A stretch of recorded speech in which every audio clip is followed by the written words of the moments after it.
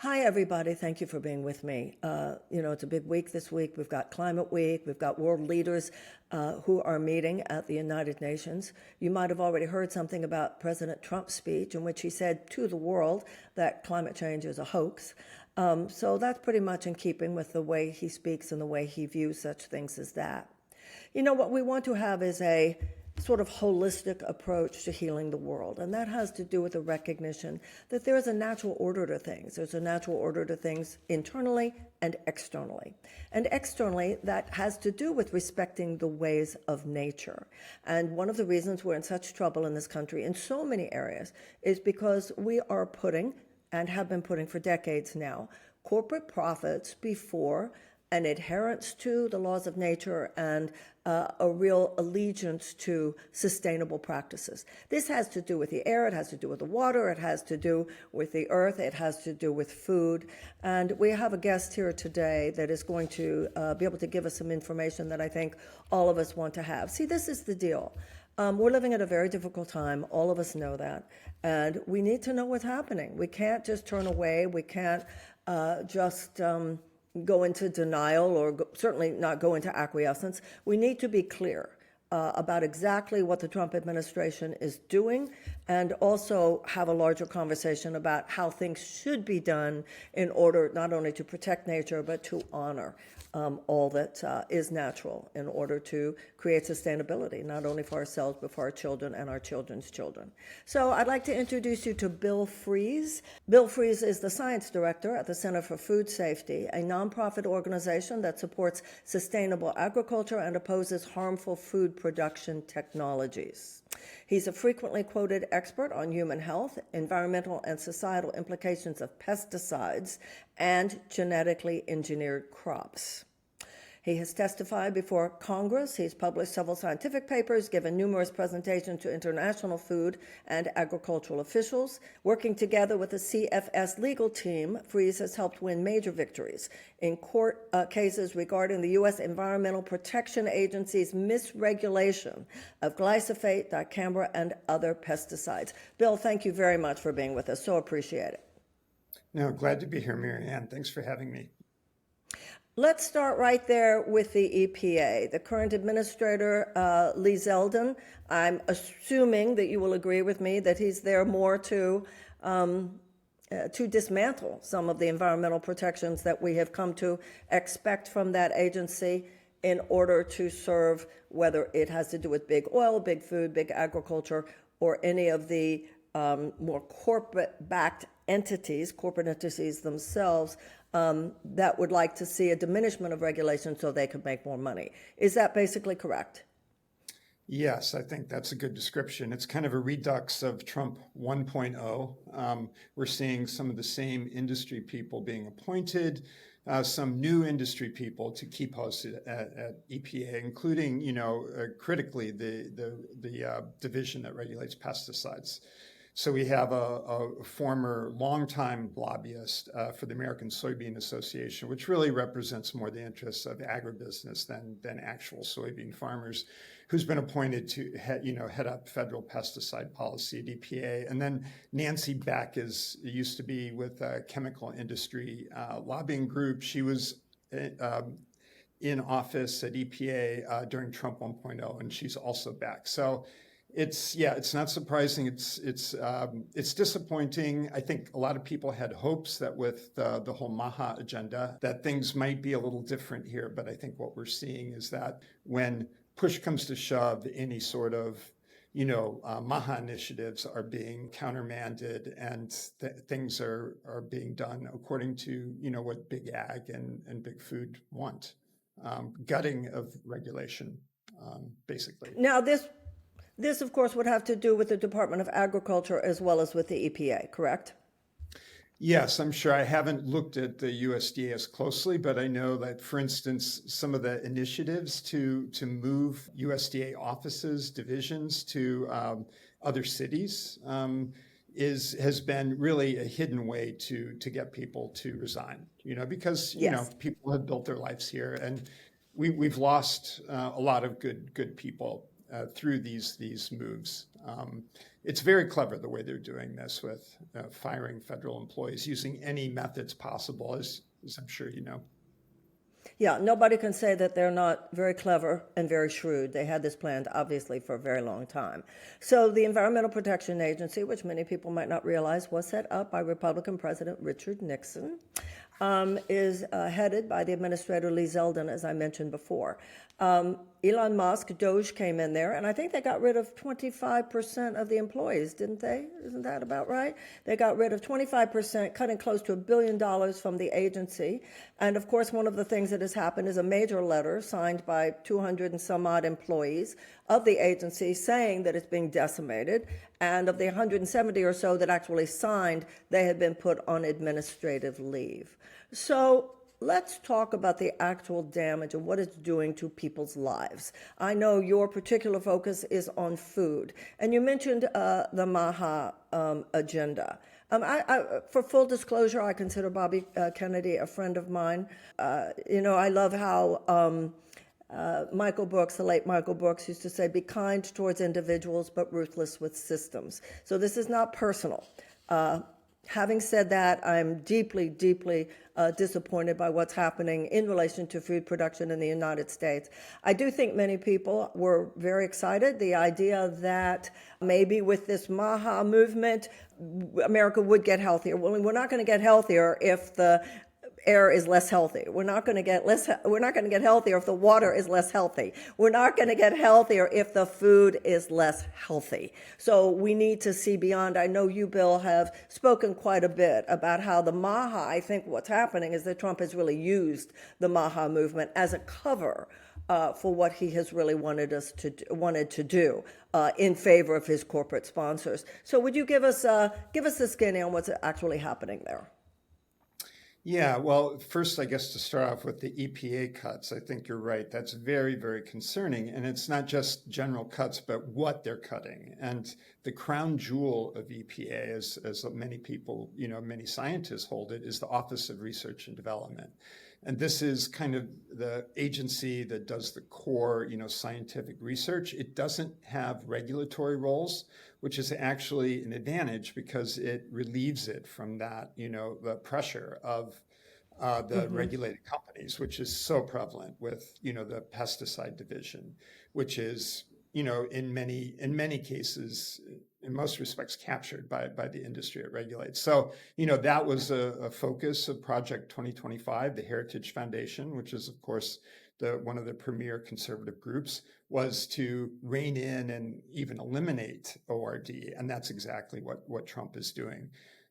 So that's very problematic. And just yesterday, I read that the Office of Water, which is another, really good agency at EPA with integrity, their research now, it has to be vetted by superiors before they can even publish anything. And the Office of Water is known for working on PFAS, right? The per and polyfluorinated alkyl substances, which are now, known as forever chemicals and are widely polluting the waters and also the, farmland through the application of sewage sludge, which is where, unfortunately, a lot of these very toxic compounds end up. So, I don't know if this is related. I would suspect maybe it is because the Office of Water has done really good work. They've done assessments. They've set, protective standards under the Biden administration.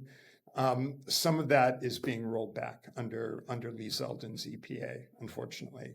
And it's a particularly disappointing because I recall during the Senate confirmation hearings that Lee Zeldin had talked about, I believe he comes from Long Island, and that his constituents were very concerned about PFAS and had actually, there is contamination in that part of New York. And so he, was making a lot of noises about being very tough on this. And, it hasn't been quite as bad as in the realm of pesticides, but he's definitely pulled back some limits on some of the PFAS limits that Biden had set on PFAS in drinking water and delayed implementation of some of the limits that had been set as well. So yeah, those are really disappointing things. And, there are also, of course, issues with pesticides that we could also discuss if you're interested.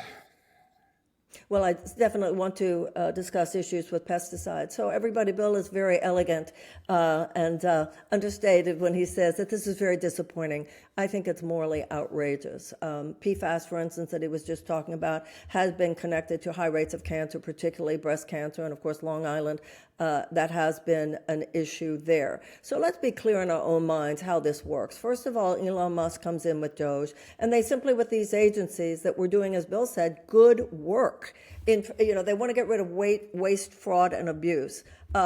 They were the fraudsters and they were the abusers, because what they did was demolish aspects of many agencies. This doesn't just have to do with environmental issues. So you demolish, you basically seek to dismantle the aspects of democracy that are working for people. And whether there was, the Democrats would go one way, the Republicans would go another way, but all within the purview of basically wanting the U.S. government to work for people. This has to do with a very nefarious agenda of some forces that clearly do not want American democracy to be working for people. So part of it is you start getting rid of employees, which Bill has already talked about how that's happened. 25%, right, of the EPA employees, the people who have dedicated their lives as federal workers, as real civil servants.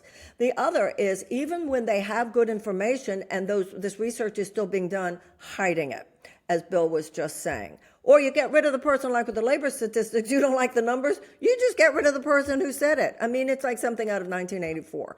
So as Bill just said now, what the EPA said, and also, Bill, I had read that yesterday, actually telling these scientists, yeah, you can do the research, you just can't publish it. You have to go through us, and we will decide what we will be saying to the American people. And that the bottom line is no longer giving the American people a transparent look at what's happening, but rather giving the American people the information that we want them to have. Now, I want to ask you a question, Bill, and you may or may not have real deep feelings about this. You may, I assume you do, though. You may or may not feel comfortable speaking to it. These people have grandchildren. These people don't want members of their own family getting cancer. In your own minds, given that you think about these things, you work on these things, how do you explain human beings being so callous? Because it's not just people they don't know who are going to be hurt by these things. It's the people they do know and that they do love. Where does your mind go around some of this? I know that you're a scientist. I know that you might not want to speak too much to this, but I think people are trying to connect the dots. What's going on here that people could be so uncaring, not just about the environment, but about human beings who are affected by all these poisons and toxins? Yeah, no, that's a really good question. I do think about that. And I've really come to believe that, we're seeing more and more that the Republican Party has become a cult, basically. And, it's a cult. In the past, it's just been a cult of, anti-government sentiment and, anti-regulation fervor. And this kind of just dogmatic belief that any regulation is bad and that it's not based on real science. They do present specious reasons, like we see Ted Cruz trying to, argue against climate disruption, in Senate hearings, when of course he knows nothing about it and is merely representing the interests of his constituents. But in this cultish mentality, they kind of convince themselves that anything that government does that interferes with or calls into question this paradigm of endless growth, which is, kind of what capitalism has been based on for a long time, is just the devil's work and it must not be true. And we're just going to shut our minds to it. So I think I don't know if that's satisfactory, but that's kind of what's going on. I don't think either party can exactly be self-congratulatory at this point. And some of the things that went on, whether it had to do with the Willow Project, whether it had to do with oil permits under Biden, yes, he did a lot more investment in green energy, but he wasn't. I think Democrats need to do some soul searching as well. And I certainly think in the past there were some very strong environmentalists in the Republican Party, but more and more the old Republican Party, the old Democratic Party, it's almost like becoming distant memory. Okay, so talk to me, talk to all of us now about the specifics of what's happening in the area of food production, and also you were going to talk about the MAHA agenda and where you see all that going. Yeah, yeah. I think as we've already kind of intimated, there's I think it's kind of a bait and switch. I think that RFK Jr. did have some good ideas and raised some real concerns that haven't received as much mainstream attention as they deserve. The first MAHA report, you're very pleased to see this emphasis on the idea that we need to stop just assessing chemicals one at a time, as if that's really gonna help us get out of our crisis of chronic childhood disease, part of which is due to environmental toxins. I think he's right there. And instead have cumulative assessments where you look at the exposures to multiple different toxins in the environment and in our food. And there are actually approaches that have been developed to do that, to get beyond this one at a time kind of assessment procedure, which is failing us in so many ways. And yet, in the second report, which is supposed to, come out with strategies for how to deal with it, it's there, but it's just presented as, a topic for more research. And we actually sent some stuff to the MAHA people, some materials. I've researched this for several years, and recommending specific things that could be done to deal with this whole, this problem of being exposed to many toxins. How do you approach that? How do you assess it? And the short story is that what scientists have been doing is they look at toxins that cause particular health impacts, say the liver, say fatty liver, right, which is a precursor to diabetes and other diseases, and you assess them in a cumulative way so that you can set limits on exposure to the whole group, right? And in that way you can start, in that way you can start to get at some of the serious issues that RFK Jr. has highlighted. But again, research is always good, but we need action, and we haven't had that from the EPA in the past, or the FDA with food additives and food contact substances. We also need that sort of assessment in those areas. So that's one kind of disappointment I had, because I thought that issue was highlighted in the first MAHA report, and it just was kind of dropped. Pesticides, again, talked about in the first MAHA report, and then it's pretty clear to me that the pesticide industry got big time to the Trump administration, because not only were concerning references to pesticides and their impacts on health taken out, but there was even a public education component where EPA would work with industry to convince the public about how robust EPA's procedures I mean, that what you just said, that's so awful. Many years ago, I was in Washington, D.C. I was at a meeting, I remember, in the Democratic whip's office, and a young staffer came up to me, and he had heard me speak, and he said, well, Ms. Williamson, what do we do, though, about the double advocacy function of these agencies? He said, the dual advocacy function. I said, what dual advocacy? You don't have a dual advocacy function. You're here to advocate for the American people. You're not here to help the people who are actually harming the health of the American people to advertise. I mean, what you just said is so horrifying. So I wonder what happens. I think probably not just with Bobby Kennedy, but with a lot of these cabinet officials, even if they try to do the right thing. If the Trump administration doesn't like it, they put the word down, send the word down to the agency that we're not going to do it the way you just said. Is that your impression as well? Yeah, I think so. And there's a photo that kind of symbolizes this for me. I'm sure you've seen it, but it was in, I believe, November, soon after the election, when Trump was on a plane with RFK Jr. and I think Musk and someone else, maybe one of Trump's sons, and it was the McDonald's meal. The hamburger incident? Right, and it was kind of my impression was it was Trump, sending the message that I'm the one in charge, Bobby. You can talk about MAHA all you want, but when push comes to shove, it's like I'm going to have my way, which means the Heritage Foundation will have its way, and so yeah, I don't know. That's Yeah, I yeah. he had said sometime between Trump's between the election and the inauguration, he made a speech one night about how popular Bobby was, and he said, "I'm going to let him go wild on the issue of food, but just basically stay in your lane, don't talk about anything else." Well, how can you really talk about health and not talk about the toxins in the air, and not talk about pesticides, and not talk about food? I know that you're really an expert on the issue of the pesticides, and that's clearly where your enthusiasm lies, and it's such an important issue. I remember several years ago we were talking about the effects of a particular pesticide on a developing child's brain, and it took years before we were able to lobby enough to get the production of these pesticides to go down. And I know you've been very active with the dicamba issue. Finally, you guys got it outlawed, from what I read, and then now the Trump administration is trying to put it back. Would you give us an overview of what's going on with pesticides and the current dealings of the Trump administration?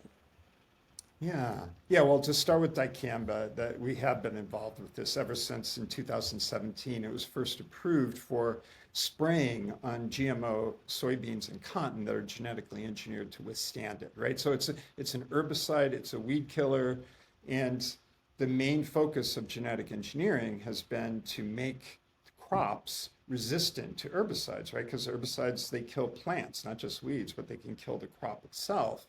So you use the genetic engineering to make it resistant to the herbicide, and that allows much greater use. And so we've seen a huge increase in herbicide use since, the advent of GMOs. And dicamba is particularly concerning because it's very volatile and drift prone, which has been known for decades before this. And it turns out when you spray it on these GMOs, you're spraying a lot more of it in the heat of summer, and that enhances the volatility. And so we've had millions of acres of crops damaged by this herbicide, the drift of this herbicide. And we're talking not just the neighboring field, but often, a quarter, half a mile, sometimes miles.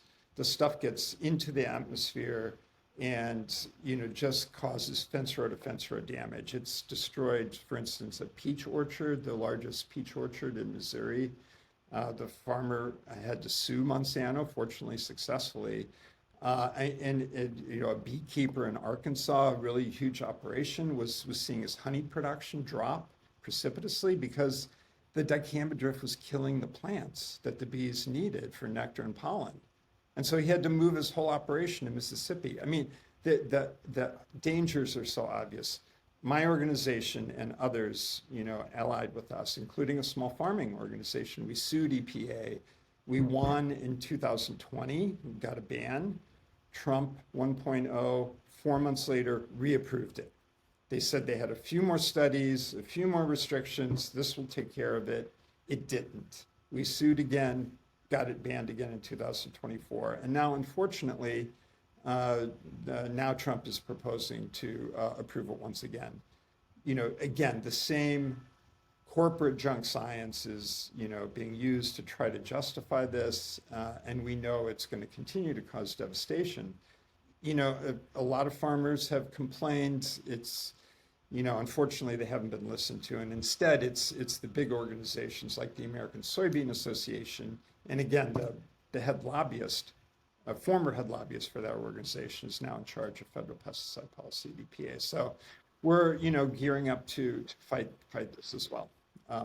That's just one example, and it's close to my heart because, you see it impacting, farmers. A lot of good, conscientious farmers now are finding themselves either being forced to grow these dicamba-resistant crops to avoid injury, right, to their own soybeans, for instance, or they're being put out of business, and it's a sad situation. It's caused a lot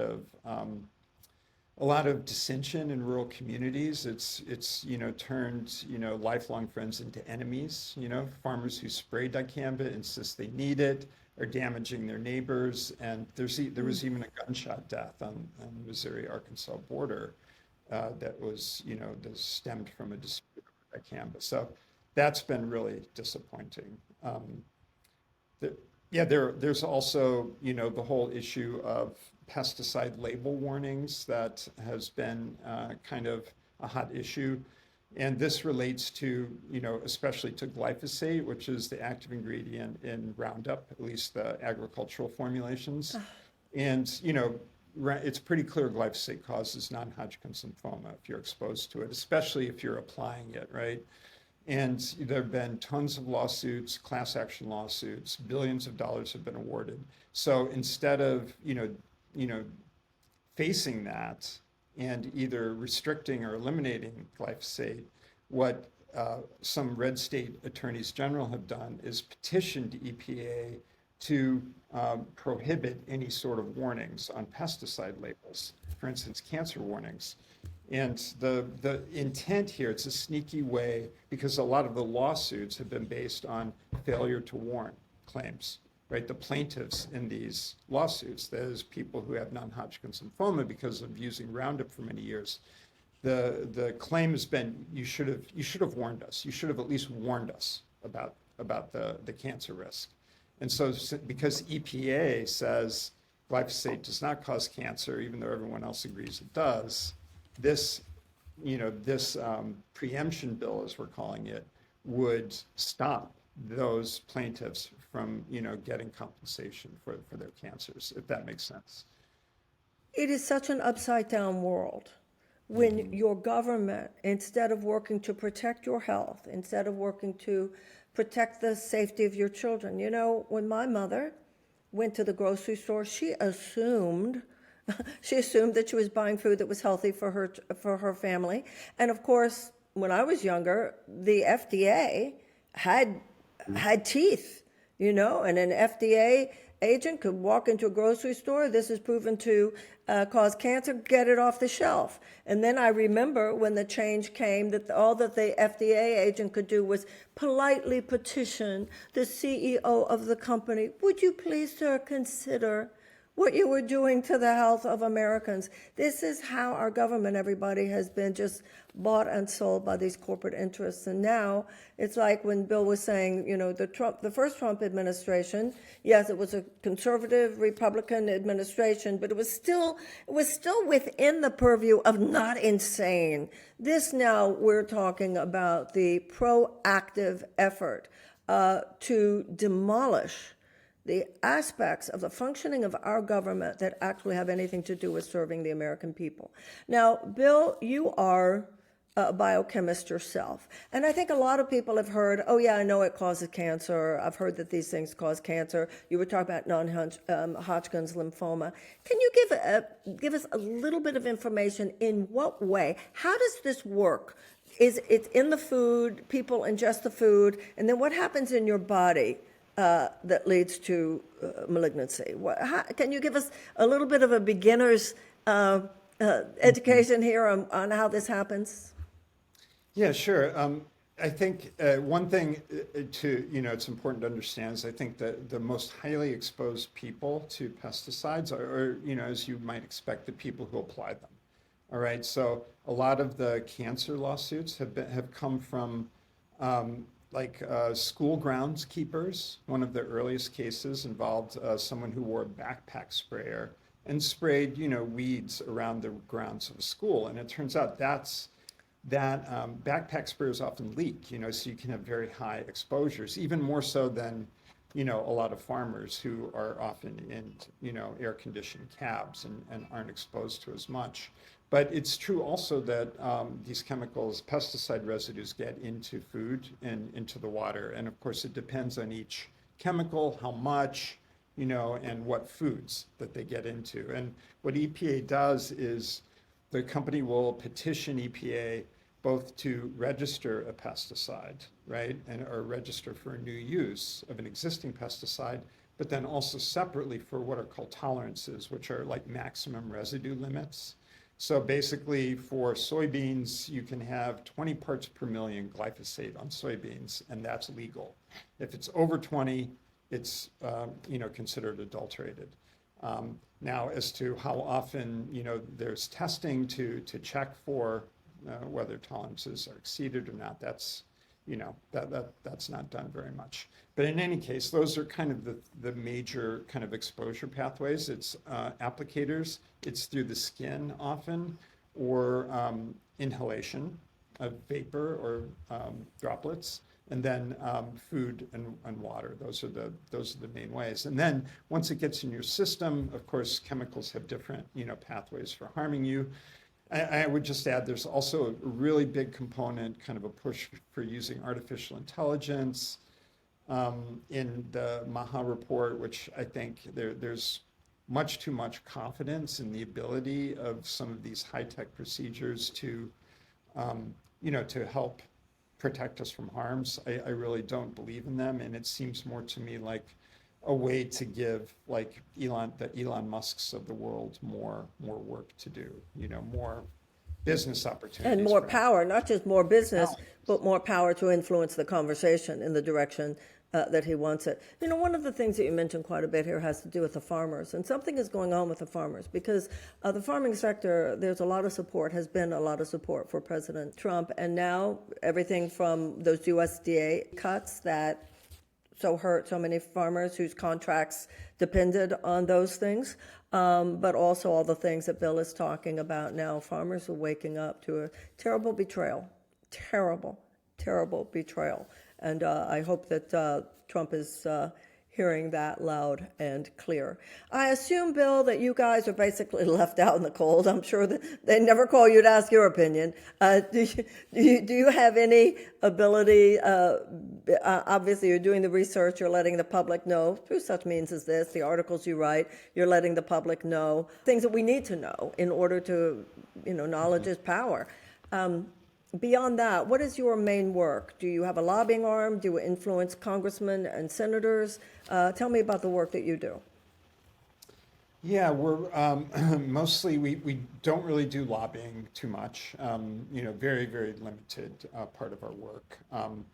Mostly we, do reports, as you said, public education, and then we have a pretty strong legal team. So that's a big part of our strategy for how to change things. We recognize it's not the only way to change the world, but we think it is an important part of the puzzle. So we challenge the regulatory agencies. I do a lot of, there's a whole process, administrative process. When an agency like EPA wants to approve a pesticide, they have put out a draft or a proposed decision, and there's opportunity for public comment. So I'm the one who kind of, scours the science to try to, say push back on EPA. No, that's not true. You're Right. saying it doesn't cause cancer. It actually does. And then Right. usually we're ignored in that process. But those, that feedback to EPA can then be useful if we decide we need to sue the agency for violating, pesticide law, which they've often done. And then we can point to these comments and say, you ignored those or you didn't respond to those. And then that can Right. help. So that's a lot of my Right. work that I do, to kind of support our legal team and our lawsuits. And we don't really do the lawsuits against the companies themselves, which is another important kind of legal strategy. There have been lawsuits, for instance, on dicamba and, as we discussed, glyphosate on cancer, but also dicamba for crop damage. The peach farmer from Missouri I spoke about a while ago, he sued Monsanto at the time before it was taken over by Bayer and actually won a judgment, initially $250 million, which was just extreme. It was mostly punitive damages because the jury found that Monsanto's lies and prevarications were just so outrageous. Basically, the company knew years beforehand that dicamba would cause all this damage and went ahead anyway, and was even counting on drift damage to as a marketing ploy to tell farmers either you buy the resistant seed that we sell or you're going to get slammed with drift, right? Right. Protection Right. from your neighbor, basically. I mean, they actually use protection from your neighbor, almost like the mafia. So anyway, those I think are both valuable strategies. We kind of focus on trying to make the agencies, get them to improve and become more honest, and if not, at least, sue them to win, to try to get the hazardous product off the market or to be more restricted. We also work on So- like CAFO facilities and other aspects of industrial agriculture. Before we wrap it up here, I think we've all heard enough about GMOs, but would you tell us specifically, why are they so dangerous? Yeah, I've been involved with them for a long time from, when I first got involved in this issue in the late 90s. And at first I was looking a lot at potential human health impacts, like from the BT crops as they're known. These are insect resistant crops. They've been engineered to actually produce a toxin, like say in the corn kernel, as well as in the leaves and the roots. It's a toxin that's derived from a bacteria. And, I think, we had legitimate criticisms. One of the concerns is that they could cause allergies or gastrointestinal issues. And we lobbied for, better regulation. Also resistance. We didn't want to see a lot of resistance developing, because then you get on a pesticide treadmill where you're always using more toxic solutions to try to kill insects that evolve resistance. But over time, I kind of decided that the herbicide resistant crops were of more concern, and those are the More vast majority important. of GMOs. And as I said, they've dramatically jacked up use of these weed killers, and they haven't historically received as much attention as insecticides, but they can be really hazardous in their own right, both for human health, like glyphosate and cancer, as well as the environment. And one thing that we did in 2014, over a decade ago, we filed a petition with the Fish and Wildlife Service to have the monarch butterfly listed as a threatened Right. species under the Endangered Species Act. And it took 10 years, but just in December of last year, just in the outgoing Biden administration, the Fish and Wildlife put out a proposed decision, said, yes, we agree with you, threatened status, which would give the monarch important protections. One reason we did this is because Roundup, or glyphosate, was one of the big causes for monarchs' decline. And that's because glyphosate is really, really good at killing milkweed in farm fields. And that has been a big part of the monarch's decline. This milkweed in corn and soybean fields that monarchs formerly relied upon is now not there. And unfortunately, the Trump administration hasn't finalized this threatened status for the monarch. It's been, 9 months. We don't have high expectations. We hope they do, but I think it's kind of unlikely. What about the decline in the bee population? What are your thoughts about that? Oh my gosh. Yeah, no, that's really of great concern too. And a lot of this has to do with the neonicotinoid insecticides. They're not the only class that's hazardous to bees, but they're very ubiquitous. They're the most highly used. These are basically synthetic insecticides that are based kind of on the structure of nicotine, and they're used mostly as seed treatments. And this is kind of strange, but they actually coat the insecticide on, say, corn and soybean seed, and many others as well. And then as the seedling sprouts and grows, the insecticide is infused in all of its tissues, so that when a bug tries to eat it, it's poisoned. Now, these neonics are incredibly toxic to pollinators and many other insects, and they are also water soluble. They get into the water supply. They're showing up in most streams in the Midwest, throughout Iowa, for instance, and other Midwestern states where these crops are grown. And what's really unfortunate is that now it's become harder and harder for farmers to even find seeds that don't have the seed treatments. It's almost like a special, you have to search really hard to find seeds that don't have these toxins on them. And then to top it all off, at least with these major crops, they're not really necessary. These insecticides don't have, that most farmers don't have pests to kill with these insecticides. They're just not present in the field, or if they're present, they don't cause much damage. So we've got all of this, pollution of the environment. And again, these substances can get into the nectar and pollen of plants, which then can poison, pollinators which visit them. And, it's clearly one piece of, the pollinator decline. Not the only piece, but clearly one piece. So yeah, that's very concerning. We did sue EPA on this, and unfortunately we didn't prevail in that lawsuit. I don't think we were able to convince the judge sufficiently that these neonics really weren't needed. I think she just found it too hard to believe that there would be this huge, massive use of these chemicals, without a need for them. But it's really is the case. So yeah, that's unfortunate. Okay, everybody, take heart. You've got big food, big agricultural, big chemical companies, big oil, these huge behemoth corporate interests that whose supporters say, but hey, they create jobs, and actually their business model is more about job elimination than it is about job creation anyway. This huge corporate conglomeratization is not good for the American economy. It is not good for our safety. It's not good for our children.